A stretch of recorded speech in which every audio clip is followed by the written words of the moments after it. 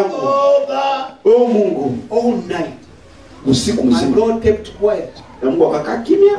You just show up in the morning. Are you done? Akakwambia umemaliza? You're crying Umemaliza kulia and you're praying. na kuomba? Overcome your disappointment, please. Shinda kuvunjika moyo. Rise up. I have another assignment. Simama na uwe Rise na up. I have kazi. something fresh. Simama na uwe na kitu kia mpya. Put oil in your jar. Go. Tia mafuta katika pembe yako na For I've uondoke. chosen myself another king. Maana nimejichagulia mwingine mfalme. Amen. Amen. So when you get stuck in your disappointment, Wakati unakaa hapo katika kuvunjika moyo you wako, are preventing plan B of God to come your way. unazuia plan B ya Mungu kutokea. When you stuck in what happened 10 years ago, Wakati unakaa kwa yale mambo yaliyotokea miaka 10 iliyopita, and you continue to keep reopening wounds which are healing, na unaendelea kufungua vidonda ambavyo tayari vimeponwa, you are preventing plan B of your life to come. unazoea plan B ya maisha yako kutokea. Are you hear what I'm saying? Je, unaelewa niko nasema? Buli wolemera ku bintu byoyisemu ebikukoseze ebikugabya ne bibanga yefuuse mmere yo. Wakati unavumilia wale mambo iliyokuuma inawakia inakuwa kama vile kitu chakula yako. First of all, tojja kuwona. Hautapona. Ebiwundu tebijja kuwona. Hiyo vidonda vitapona. Kubanga buli wota leka byayita byakukosa n'obireka ne bita. Sababu haukuacha yale mambo yaliyopita. Buli wobiremerako. Wakati unavivumilia ndani, Newejjukanya na n'okaaba. unalia, Newejjukanya unakumbuka, n'okaaba. unalia, Ebyabaawo byabaawo. vile venyewe vilipita, Ate byayita. vilishapita. Olemesa Katonda okukola ekiddako mu bulamu. Unazuiza Mungu kufanya kazi nyingine kwa maisha yako. Hallelujah. Haleluya. Olemesa plan B of God. Uko nazuia plan B kwa maisha yako. Amen. Amen. So when we get disappointed, Wakati tunavunjika moyo, we need to keep the right attitude before God. inabidi tunasimama vizuri mbele za And we believe God for an appointment. na tunaamini Mungu kutupitia mambo mengine. Remember Kumbuka where God put a question mark? pale ambapo Mungu anaweka Sorry. kiulize. Remember, Kumbuka you should not put a question mark where God put a period. hauwezi kuweka kiulizo wale Mungu ameweka mbele. Nukta. You understand what I'm saying? Unaelewa nasema? God has put full stop. Mungu ametia pale stop. Chempandise. Yenyewe nimeandika. And then you say, why Lord? Why Lord? Why this? Why me? Kwa nini Mungu haya? Kwa nini Mungu haya? Don't try to put a question mark Usiweke kiulizo where God has put a period. mahali Mungu ameweka. Don't try to put a question mark Usiweke ulizo where God has put a period. mahali Mungu ameweka mkato. Amen. Amen. So when you get stuck in your past, Wakati umeshindwa kwa mambo yaliyopita, you cannot make the most of your future. hauwezi tengeneza mambo yako ya mbeleni. Amen. Amen. It is very easy, you know. But faith can be shaken to your foundation. I mean, to its foundation, and you feel bad. Imani yako inaweza tikiswa kwenye msingi wako, unasikia kweli vibaya. It may be something simple, Inaweza kuwa jambo like the promotion. The promotion you anticipated coming, you were not. Samu ya kuinuliwa kazini ambao ulikimbilia mbele. Maybe not qualifying for a loan to buy a car or your Saa land zingine haustahili kupata deni ya kununua gari or that house. ama nyumba, Maybe school fees for your children. ama saa zingine karo ya shule kwa watoto wako, But also it may be something serious, maybe a failed marriage relationship. ama saa zingine unyumba wako umeshindikana, ama urafiki, As we say, a death of a loved one. ama kifo cha mpendwa wako. That disease that is stubborn, that is not going away. I mean, there is no healing for it. Hayo magonjwa ambayo haitaki kuondoka katika mwili wako, ambayo haitaki kupona. Whatever the disappointment is, Yoyote hiyo ya kuvunjika ya kuvunja it moyo possesses the potential to derail you inapata muda wa kufanya usiendelee and wreck your faith. na kuvunja imani yako. So that is why it is very important for all of us Ndio maana ni ya muhimu kwetu sote to recognize in advance kuelewa mbele ya wakati that disappointment will come whether you like it or not. kuvunjika moyo ni sharti ifike, ukipende ama usipopende, Whether you have great faith or not. ama uko na imani kubwa ama hapana, Whether you are learned or not. ama uko namna gani, It will come. itakuja. But it is very vital to recognize in advance Lakini ya muhimu kuelewa mbeleni that disappointment will come. kwamba kuvunjika moyo ni And sharti, then you learn how to stay on track. Na inabidi ujue namna gani utabakia and deal with it as they come. na ushughulike nayo wakati inapokuja. Often defeating disappointments Na kushinda hii kuvunjika moyo. and letting go of your past are flip sides of one coin. Na acha ipite. Amen. Amen. A flip sides. One is on one side and the other on the other. Moja kwa sehemu kote na kote ingine. So where there is disappointment, Mahali hapo kuna kuvunjika moyo. there is also holding on to your past at the same time the other side. Na kwa mahali ingine inabidi unashikilia yale yaliyopita. And that is very painful. Na hiyo kweli ni jambo ya Many of us are disappointed in ourselves. wengine hata tumejivunja moyo sisi wenyewe. Maybe you did something wrong. Sababu ulifanya jambo ambalo ni Maybe kibaya. you have blown it before God. Na saa zingine umefungua mbele za And Mungu. you beat yourself over and over for what you did many years, and it's like you're not overcoming it. Na unasikia mwenyewe huruma kwa mambo yaliyopita na huwezi kuyashinda If you're mwenyewe. that person, I'm addressing you right now in the name of Jesus, and we're going to pray for you. Kama huko mtu ambao anaongelea sasa hivi tutaenda pamoja pamoja. So that you're able to let go and move on. Ili uwe na umuhimu ya kuacha yale mambo yaendelee na kuwa When unapeleka you have blown it, wakati umeyapasua mwenyewe admit it. na umeyakubali. Seek forgiveness from God Enda omba msamaha kwa and Mungu. move on. Na endelea mbele. Also be quick to let go of that mistake of your Na life. uwe haraka kuachilia yale yaliyopita. That pain, that failure, let go. Ile kushindwa, Let yale go machungu, and move on. achana nayo yapite, uendelea mbele. Your future is more important than your past. Yale yaliyo mbele yako ni ya muhimu kuliko yale yamepita. Hallelujah. Hallelujah. The devil, that is the devil's weapon of keeping you not moving forward, keeping you in the circle of failure because of what you've done wrong. Hiyo ndio silaha ya shetani ya kutumia. Hallelujah. Hallelujah. The disappointment that disturbs us the most.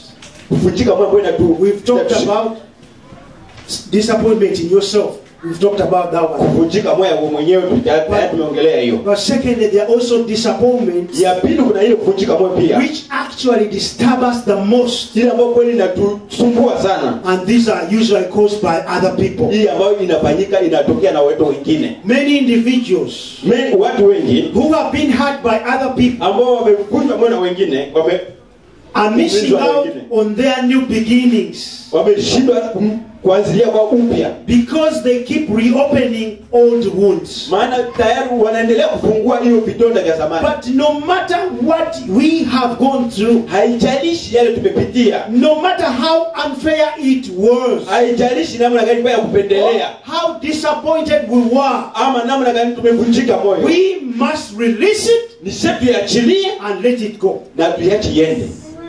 We must release it Ni sharti tuachilie and let go. na tuache iende.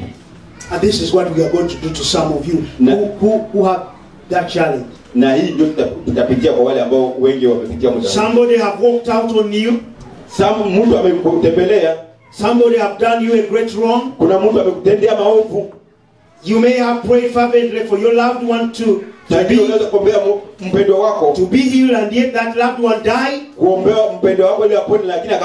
You have a sick child, you have believed God for healing, and it's like God has forgotten you. You are disappointed in God and in yourself. You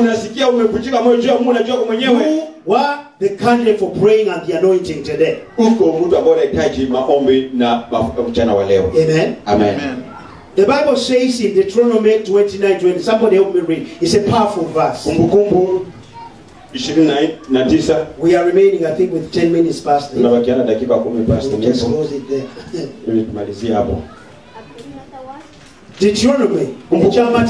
Deuteronomy 29:29.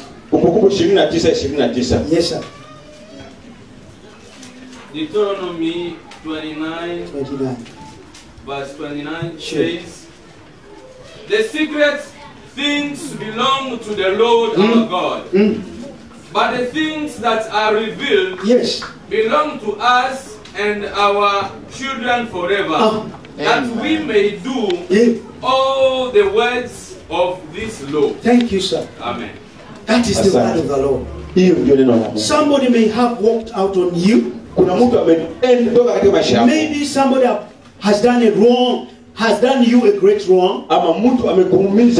You have prayed fervently for that loved one to be healed, and instead he died. You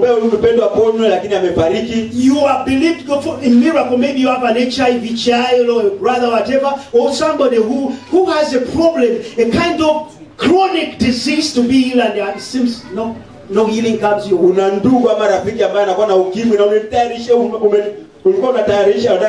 The Bible says, Biblia inasema, the secret things belong to our God. Siri ni ya Mungu wetu. Whatever God has not revealed to us, yale ambayo Mungu hajatufunulia, we do not have any right to ask him why. Haki yote ya kuuliza kwa nini, It does not belong to us. Haiko yetu hiyo. There is this mighty woman of God. Kuna kwa mwanamke wa Mungu. She lived many years ago and she died. Aliishi miaka mingi na akafariki. By the name of Catherine Kuhlman. Alikuwa Catherine Kuhlman. She was such a powerful evangelist of miracles, signs and wonders. But she said, there is one thing which pains my heart. And when I go before God, I have one question for the Lord. When I appear before Him, I'll tell God, why is it that during my meetings, with such a level of anointing, some people were healed and others were not? That is one question I have. Up to now, up to the time she died, she had no answer for it. The secret things of God belongs to Him. Whatever God has not revealed to us, we do not have a right to meddle into it. He said we shall be hurt. We shall continue hurting and opening wounds. What He has revealed to us is for us and our children's children. Hallelujah. Hallelujah. I am helping you to overcome disappointment in yourself and in God and other people around you. Because it doesn't matter whether you are learned or rich, or it will come your way. It will come whether you like it or not. And it will shake your faith to the foundation. And if you are not careful, it is very easy to lose the Lord. And that is what the devil wants. To begin doubting God. To doubt the power of God. To doubt the grace of God. And if the devil can do that right to you and succeeds, he will be the happiest guy around. The devil will be the happiest guy around. If you only allow him to. Am I blessing any heart here? Am I blessing any heart here? Glory be to God. This is what the Lord spoke to me. Please, we go. I'm sorry about it, but I will leave it at any point. Now listen. The Bible says, as we've read, the secret things belong to God. For sure, disappointment always accompanies setbacks. When we experience failure or loss, and some of us have already experienced that, failure or loss, I assure you it is natural for you to feel remorse and sorrowful. There is no problem about that. That is how God made us. If you lose your job, most likely you are going to experience a strong sense of disappointment. If you go through a broken relationship, surely that is going to hurt. If you have ever lost a loved one, I believe there is a time of grieving. That is okay. Go through that time of grieving. Have that time of sorrow. That is normal and should be expected. But if you are still grieving and feeling sorrow over a disappointment that took place a year or more years ago, something is wrong. That is what we are going to come against now. I don't blame you for it. Maybe you didn't know what you are knowing, what you are having, what is being released to you now. But that is what I want to deal with. Because you didn't know this kind of truth. Hallelujah. Hallelujah. Something happened a year ago. Mambo mengi 2, 3, 4 years, you're still mourning. miaka 2, 3 You're still grieving. ungaliko na uomboleza. Something is wrong over your life. Jambo ni mbaya mbele. We are going to break it Tunaenda kuivunja under the anointing in the name of Jesus. chini ya upako wa Yesu Kristo. Amen. Amen. Amen. Amen. Amina. Amina. Amina banangu. Amina wapendwa. Mukama yebasu. Bwana asifiwe. So this is very important to understand. Hii ni ya muhimu kuelewa. You are hindering your future. Wewe unazuia mambo yako ya mbeleni. Keeping on to something that happened a year or two, many years ago, and you're holding on to it. Unashikamana na mambo yaliyopita miaka It hii. is bringing a fresh heart and fresh kind of sorrow again. Inakuletea tena machungu mapya kwenye moyo. You are hindering your wound to heal. Unazuia hata uponyaji wako. You are hindering not only your wound to heal, but even your future. Unazuia hata vidonda vyako kupona, lakini hata mambo yako ya mbeleni vile vile. Today, as you hear my voice, Leo unaposikiza sauti you yangu, must make a decision ni sharti uchukue uamuzi that you are going to move on. ya In the kwamba name of Jesus. utaendelea mbele katika jina la I Yesu. command you move on. In the name of Ninakuamuru Jesus. kuendelea katika jina la I Yesu. decree to you move on. Ninakuletea kuendelea mbele katika jina la Yesu. Hallelujah. The enemy love to deceive all of us into wallowing in self-pity. You want everybody to come to your pity party of something that has gone off many years ago. Mambo yamepita, lakini huyo shetani anaendelea kuletea mambo tu ya kuzubala. You know, the devil wants us, to come and have some people around you and have your pity party. Munangengora, yeah. Sasa ndugu yangu, What pole sana. What is it going to do to you? Nini It is atakufanyia? bringing even more sorrow. Inaleta tena machungu. God, yeah. Pole sana rafiki. Amen. Hallelujah. Hallelujah. So, that is exactly what the devil wants us to do. Hiyo ndio shetani, kazi ya shetani kufanya.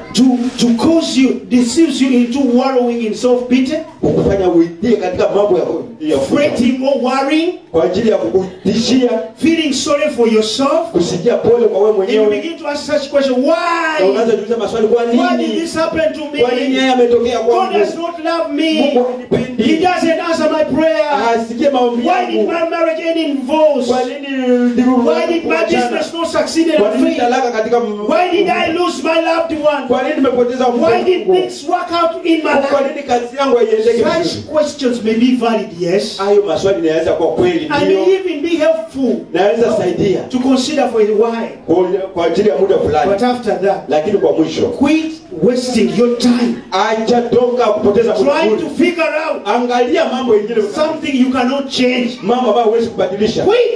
Achana nayo, Don't waste time usipoteze muda wako. figuring out Fikiria mambo mengine, something you cannot change. mambo huwezi kubadilisha. You hear what I say? Unasikia ninasema? Have you hear what I say? Je, unaelewa na wasema? Don't waste your time Hapana kupoteza muda wako. trying to figure out something you cannot change. Unataka kupoteza muda wako kwa mambo ambayo huwezi kubadilisha. Once eggs are scrambled Wakati mambo yanaenda kombo, to make scrambled eggs, mayai hapa, there's a difference between normal eggs and scrambled eggs. I understand. mnaelewa Two hivi? small things. Mambo madogo madogo. Can you unscramble it again? Je, unaweza kuipatanisha pamoja? Tell me, can you? Unaweza? Can you unscramble it again? No. No. No. Amen. Amen. Amen. Amen. You can't unscramble eggs. Hauwezi. What is done is done. Wakati yameisha yameisha. Let the past be the past and go on. Yaliyopita acha yapite na uendelee mbele. You have to quit mourning over Unabidi kuachana na kuomboleza what you've lost yale ambayo and umepoteza. start receiving God's mercy and love. Naanza kupokea upendo na rehema kutoka kwa Mungu. I'm ending with this scripture, Lamentations chapter number 3, verses 22 through to 24. More especially verse 23. We can only actually read only verse 23. Maombolezo, Lamentations of Kungubaga, maombolezo chapter number 3, sura 3 verse 23. mstari wa 23. But you can actually begin from verse 23. It's so interesting if you begin from 22 to 24. Ukianzia But 20 mpaka 24. my verse of emphasis is 23. But Lakini mstari wangu utasimamia kwenye other verses 23. are also good. Lakini mambo mstari mingine ni ya muhimu And then I'll bring it to close. na tutafungia hapo. Lamentations. Maombolezo. There's some books which are not easily open, but you can. Na vitabu vingine sio rahisi I kuvipata. already have it with me. You look for Lamentations chapter number 3, mstari wa 3 beginning from verse 22 through to 24. kuanzia 20 mpaka 24. And that will be my last verse. Lamentations 3, 3 verse 22 up to 24. 24. Thanks. The steadfast love of the Lord never ceases. His mercies never come to an end. They are new every morning. Yeah. Great is your faithfulness. The Lord is my portion, says my soul. Therefore, I will hope in him. Thank you. You hear that? Unaelewa hiyo? The mercies of God are new every other morning. Kila siku rehema za Mungu ni mpya. There is something fresh every other day the Lord wants to do in your life. Kila siku na mambo mapya ambayo Mungu anataka kutenda katika And maisha the yako. devil knows it. Na shetani anajua. That's hiyo. why he wants to keep you in your Ndio past. sababu anataka akuchuke katika He mambo wants to make yaliyopita. sure that you don't move on. Anataka He usiendelee doesn't mbele. want you to enjoy what God is doing on that day Hataki fresh. ufurahie yale Mungu anatenda kwa hiyo siku mpya. So, the Bible says the mercies of God are fresh and new every other single day. Biblia inasema wema wa Mungu ni mzuri kila siku. Hallelujah. Hallelujah. So please, Tafadhali. life has to continue. Maisha ni sharti There is yaendelee. another plan in what you are suffering, what you face disappointment. Mpango mpya kwa yale ambayo unapitia kwa mateso yako. Amen. Amen. And now, I want us to be careful before I release the mic to the pastor. Nataka kuwe mtu makini wakati nampatia pastor microphone. Sorry, I've not been able to cover what I wanted, but it's okay. Mwini semester weza kufunikia yale yote ambayo ni plani lakini sawa. And if you are here, Kama uko mahali hapa unasikia. first of all, if there is any one of us Kama kuna mmoja wetu who felt that you've a little been disappointed in yourself and in God, umesikia kwamba sasa hivi umevunjika moyo wako mwenyewe na juu ya mbele za Mungu. I know there are so many things such that even our faith is not strong enough, and it's like we are living in worry. I mean, we don't believe without God, but we have nothing to do. We are born again anyway. So if you are that kind of person, Kama uko mtu namna hiyo, I would love you to walk right in front. nitakuomba tafadhali kuja hapa mbele. You've been disappointed in Umevunjika moyo yourself wewe mwenyewe, and maybe in God. saa zingine na mbele za Mungu. Thank you, my sister. Asante dada. I want somebody to get on this piano here, but I want it softly. Nataka mtu aje acheze I piano really love lakini it when it's soft. katika hali ya taratibu. You just make a line up here, look up close. Ufanye I mstari want hapa. somebody on that piano, but play it softly. Bonere kwenye piano tafadhali. You just come close, please.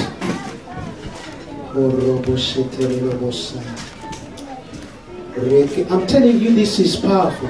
Hii kweli ni jambo muhimu. We are Christians, yes. Tuko wa Kristo ndio. But the things that really make us doubt God, and we have been living in such kind of life, doubting God. Lakini kuna mambo It is not a problem. tunaendelea kweli That is humanity. ya Mungu. Hiyo ni Thank you kweli. so much for coming around. Asante Because kuja. it's not about any one of us, it's about you and your God. Sio kwa ajili ya kila mmoja wetu, kwa ajili yako Thank mwenyewe you na for being Mungu. sincere to yourself and your Asante God. kwa kuwa waaminifu mbele za Mungu. I came at least for some people here. Nimekuja kwa ajili ya mtu mahali hapa. Young man, my son, begin to touch those buttons, please. Kijana wangu anza kugusa hiyo Softly. dogo. Taratibu.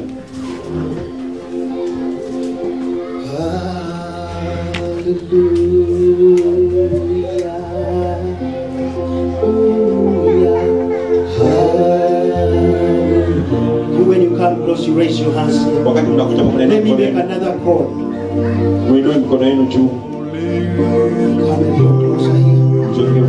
Making another final call. Ninaweka tena ingine aliko mpya.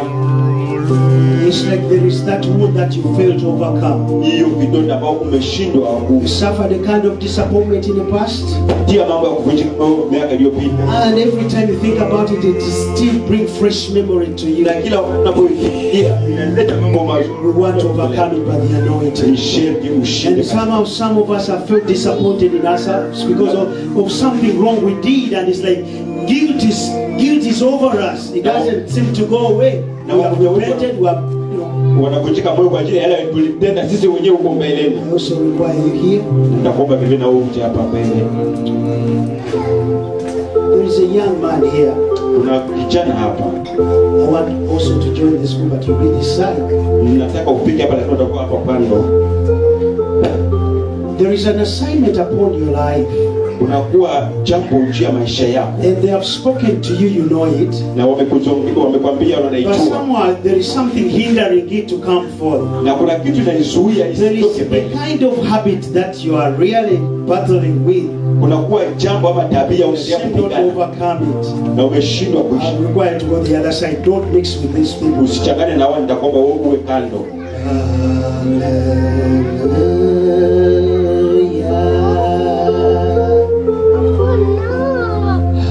Sing with us, church. Tuimbe pamoja tafadhali.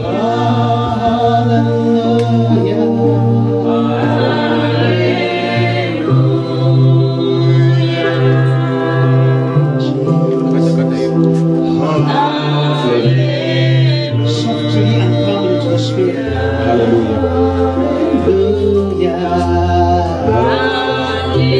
Softly and come. Pole pole, taratibu.